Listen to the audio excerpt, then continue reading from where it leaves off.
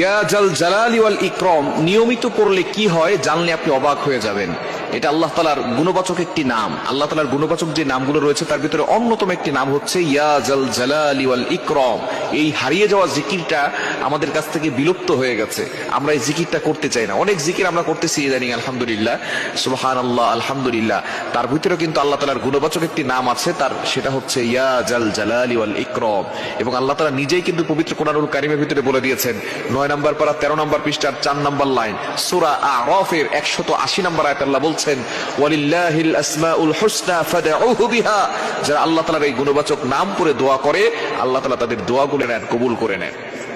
আমরা এই জিকিরটা পড়তে ভুলে গেছি, সেটা হচ্ছে ইয়া জাল জালালি ওয়াল ইকরাম। এটা যদি আপনি নিয়মিত পড়তে পারেন, 1 নাম্বার হচ্ছে আল্লাহ তাআলা আপনার ধন সম্পদ বাড়িয়ে দিবেন। আমরা সকলেই কিন্তু চাই যাতে করে আমাদেরকে আল্লাহ তাআলা ধন সম্পদ দান করুক, হালাল ভাবে আমি ধনী হতে পারি, এটা আমরা সকলেই চাই। 1 নাম্বার হচ্ছে আপনি যদি ইয়া জাল জালালি ওয়াল ইকরাম বেশি বেশি পড়েন, বিশেষ করে ফজরের নামাজের পরে পড়বেন, মাগরিবের নামাজের পরে পড়বেন, রাতের বেলা ঘুমানোর আগে পড়বেন, ইয়া জাল জালালি ওয়াল ইকরাম বেশি বেশি করে পড়বেন, আল্লাহ পাক রব্বুল আলামিন 1 নাম্বার আপনাকে পুরস্কার দিবেন, সেটা হচ্ছে ধন সম্পদ বাড়িয়ে দিবেন।